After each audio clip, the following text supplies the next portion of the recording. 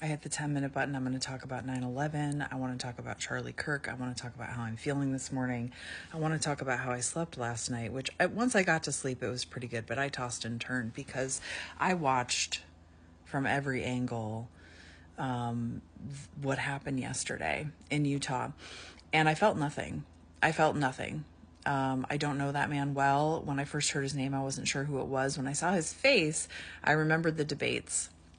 But I don't know him, but once people started to like write about what he talked about, I was like, oh yeah, like I've heard those narratives. I've heard that voice. And then I proceeded to get on TikTok and watch people that I follow, that I respect, because I like people who are kind of moderate. Not moderate as in I don't take a stand. I think moderates do take stands, but I think you have to stand in the middle of everything always to kind of come to a measured place, right? Even if that measured place is way over here. Like, that's okay to take a stand way over here. But to listen to people talk about free speech, free speech, the Constitution, Supreme Court decisions are what I ended up focusing on in my undergraduate degree. That does not make me an expert, but it did give me, I walked into law libraries, I read the decisions, I studied the decisions, I wrote about the decisions, I had discussions about the decisions, I was graded on those decisions, I wrote better papers on those decisions, and I read a ton, and I listened a ton about constitutional law and about free speech and freedoms and our Constitution and what does it really mean? What does it really mean? And you know what? We don't know what it really means. You don't have to be moderate about extreme people who do extreme things. That man was a hate monger. When we look back on Germany, 1940s, 1930s, do we say to ourselves, and then the leaders around the world in other countries who supported that, which we're seeing now too, right? Do we look at that and go, oh, free speech, they deserve free speech? No, we're supposed to learn from those things. And we've had people since then. It's not just, but that's, the famous one that we all talk about. We haven't learned anything. Free speech, listen, I do not condone what happened. I do not condone it. Like, we shouldn't be doing that. Anybody. And also, and here's the paradox, and also that man reaped what he sowed. Now, plenty of people don't in this country, and that's the fucking problem. Plenty of people are just minding their business, doing their thing, being peaceful, and you can't do that. You're supposed to be like armed all the time. Like, what is wrong with our heads? And these are the same men who are hiding the files of who we know were all perpetrators of sexual violence and enslavement upon children. Okay, so these people are corrupt. They're corrupt. They're beyond corrupt. They're infected. They're diseased of the heart, of the mind, of the soul. And we pretend like it's normal, like it's okay. Like we have to put on airs. That's not authentic. That's not authentic. It's not authentic to accept people who behave in subhuman ways and treat people as subhuman or as not human at all and think that they deserve to be, you name it, and that we can protect the people who hurt the people. I am so tired of this. And then as I'm contemplating this morning, because I couldn't sleep last night, because I kept seeing that, not in a way that was traumatizing, but in a way that the humanity of the person came through, right? And the humanity of all of this, and the fact that these ugly mouths, that from these ugly hearts, they make the tongue do ugly things. The tongue is controlled by the heart in Chinese medicine. The tongue is controlled by the heart. You can tell a lot about a person's heart by their tongue as a whole and by the words that they spew.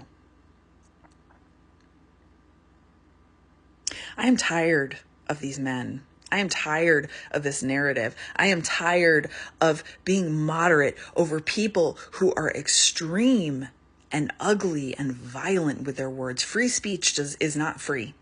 Free speech is not free. And that's multi-tiered. That's multi-layered. Sometimes you talk, yeah, say it, but there are consequences. That's what I teach my son. You can say that.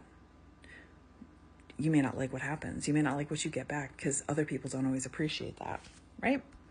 So I'm tired of pretending. These men are sick. It's sick and it's disgusting, and something has to change. And however many years it would 9/11, 2020? No, not 2020. 2000, 2001. 9/11, 2001. So today's 24 years. I was 26 years old. I lived in Los Angeles. It was terrifying. I went and worked for a crisis line. I went to the NBC4 studios in Burbank where the Jay Leno show was filmed, and they had crisis lines there, and I went and I volunteered there. And I listened to people talk about their worst fears. There was a man who worked in at the Burbank airport, and he worked in the tower. And he talked about having to be up there alone because they would only put one person up there at a time where he was, and his daughter, and he couldn't get a hold of her. And that was most of the calls, people who couldn't get a hold of people in New York because the phones were just decimated. And people were terrified that their kids were dead. And those were the calls. I just sat and listened. I'd worked a crisis line years before, a rape crisis line. Welcome to America. And so I knew just to sit, just to listen. And I took all that in, and it was overwhelming. And it was the only time that I remember in my lifetime that we stopped playing commercials for like 2 days, 3 days straight. There were no commercials. It was so weird. I taped it. I still have the tapes, VHS. We stopped selling to each other. That's what stuck out to me. And I have hours of videotape of nothing but coverage and talking and people, because it was collective trauma.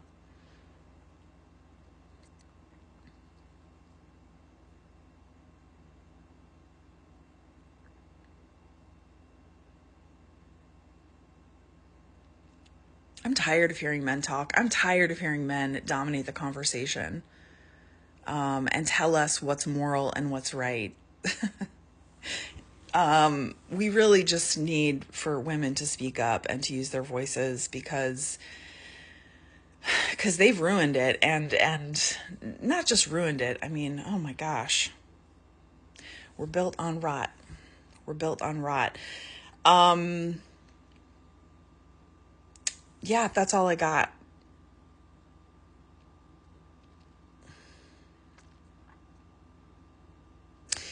I have a show Wednesdays, Thursdays, Fridays. Today it's going to be 6 to 8 Eastern Standard. In that space, I create another space to be in for a little bit and to talk about things, or just to sit in silence and to have care and love and joy and recognition and awareness and presence. Okay, bye.